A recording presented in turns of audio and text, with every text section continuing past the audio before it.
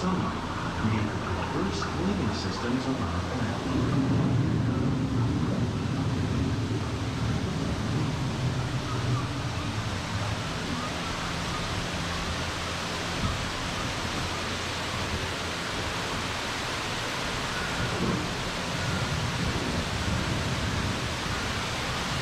One of those living systems is the rainforest, home to the most amazing concentration of life on our planet. These dense and beautiful forests cover only a tiny portion of the Earth's surface, but they contain more than half of its plant and animal life. Rainforests are also extremely rich in protective living systems, providing us with oxygen, food, medicines, and other elements essential to our lives.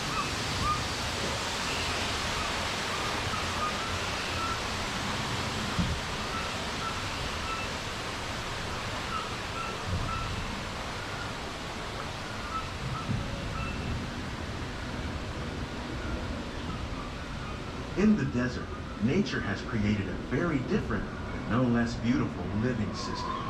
And while this arid landscape may seem lifeless, it is very much alive. The plants and animals that have learned to survive in these harsh conditions make use of what little water they can find and avoid the scorching rays of the relentless sun.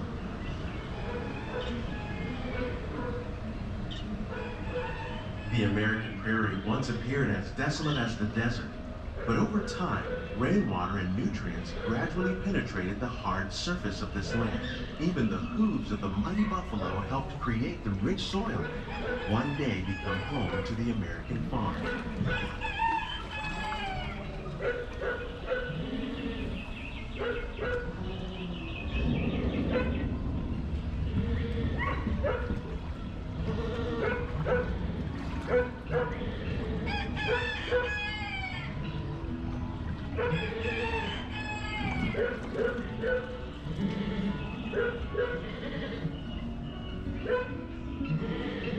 Of all the forces at work on the land, humans have had one of the most profound effects.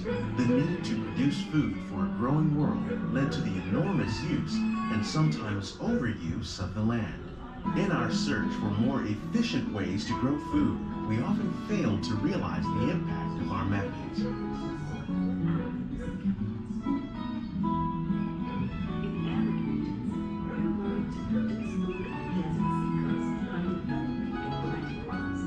Today, we're learning to live with the land, discovering better ways to grow food that will assure both human and environmental well-being. We can make farmland more fertile without the need for chemicals. Here at EPCOT, we're learning to reduce the need for chemical pesticides by breeding and using natural predators, like ladybugs and wasps, to control pests. In the farmlands across America, we're learning that by plowing under vegetation containing natural fertilizers, we can enrich the soil without the use of chemicals. In arid regions, we're learning to produce food on desert seacoasts by developing and planting crops that thrive on saltwater. In Japan, we learned that by mixing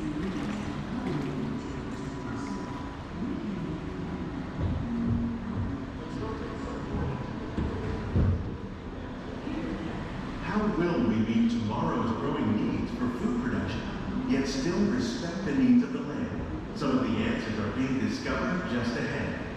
To help us maintain these carefully controlled ecosystems, and for your safety, please remain seated in your boat at all times.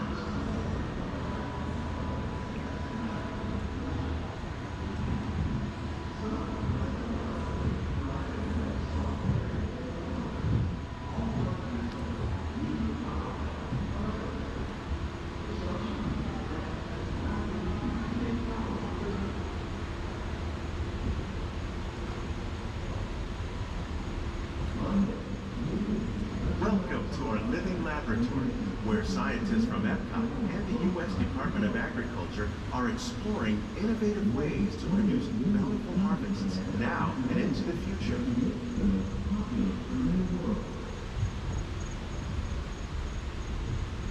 The tropics are home to the greatest diversity of plants on the planet.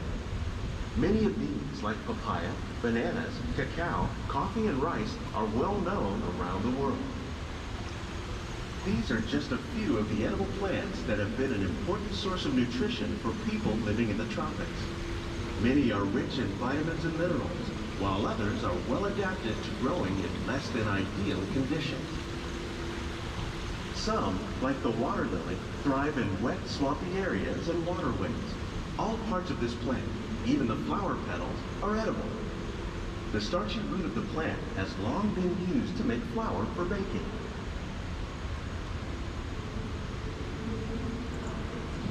One day, many of these lesser-known tropical plants may be as important as the bananas growing on both sides of the boat. More than 28 million tons of bananas are eaten annually, making it the most popular fruit in the world.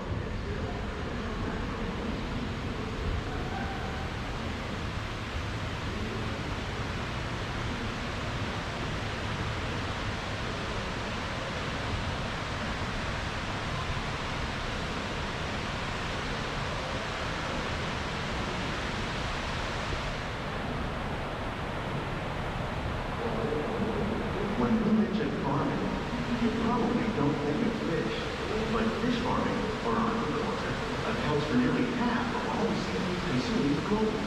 Tilapia, bass, and catfish, like the ones you see here, are three of the more popular crops raised by fish farmers. The sustainable system we're using here recycles the water in the tanks. As a result, we're able to save millions of gallons each year. Our small fish farm produces nearly 5,000 pounds of fish each year to serve in restaurants around Walt Disney World. Innovations like this one can play an important role in our efforts to produce bountiful harvests and still protect natural resources.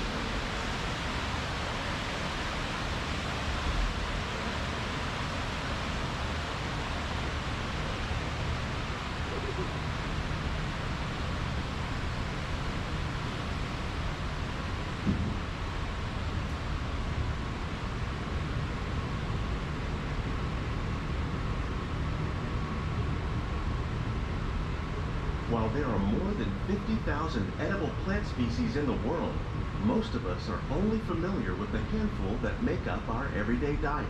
The common grains growing here, wheat, maize, sorghum, and millet, plus rice, account for nearly 2/3 of our global food consumption.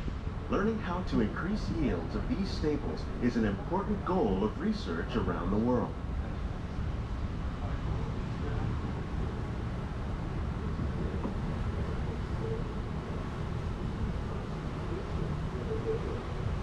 These plants are definitely on their way up.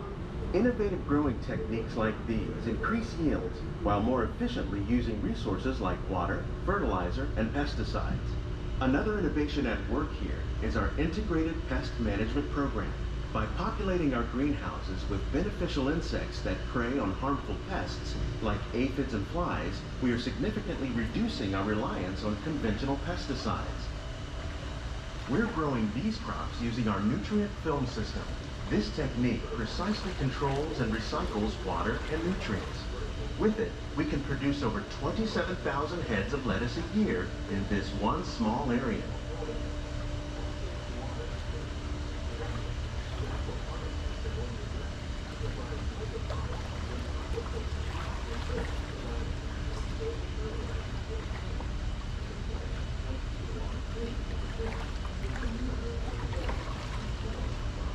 Some of our best ideas have been inspired by nature, like these fruit and vegetable trees. By growing these ground plants vertically, we can increase yields and better control diseases. These crops taste as good as they look. In fact, we serve more than 15 tons of produce from our greenhouses in restaurants here at the land every year.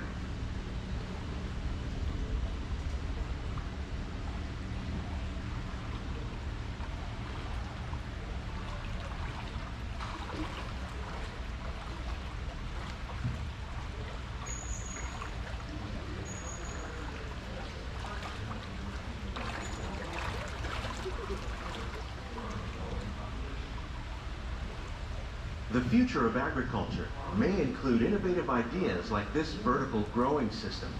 Plants grown in this way use a fraction of the space required by traditional growing methods. That saves water and increases production.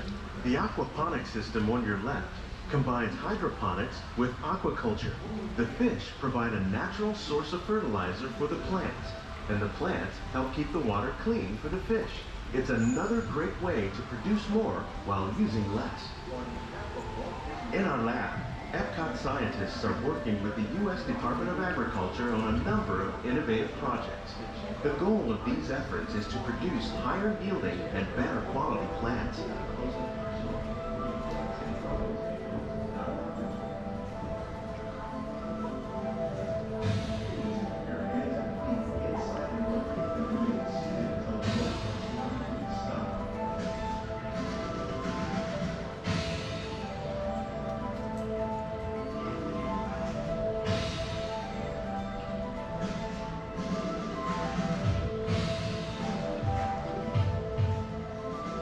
These greenhouses represent just a fraction of the work being done worldwide to produce bountiful harvests for our growing population. Scientists, farmers, and even backyard gardeners are doing their part to improve the quantity and quality of foods that we all rely upon. Together, we can continue to find more ways to increase food production and protect our precious natural environment. Only